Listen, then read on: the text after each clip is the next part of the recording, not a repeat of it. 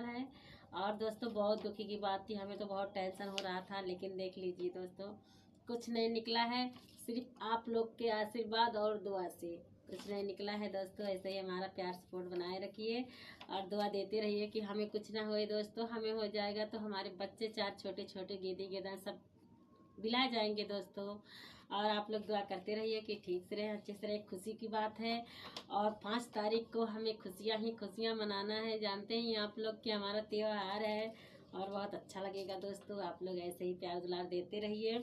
और रह गया ये सोनोग्राफ की बात, सोनोग्राफ में कुछ नहीं है, बिल्कुल कुछ नहीं है दोस्तों, कुछ नहीं है और एकदम नॉर्मल ही नॉर्मल है। हमारे भाई को तो बहुत टेंशन हो रहा था कि तुम कल फोन किए कि तुम जाओ और वहाँ पे हमें बताओ क्या निकला क्या नहीं निकला, लेकिन दोस्तों कुछ नहीं निकला है, बिल्कुल कुछ भी नहीं निकला है। आंत में सूजन है और लेबर हल्का बढ़ गया है और बोले हैं कि खिचड़ी खाओ बस।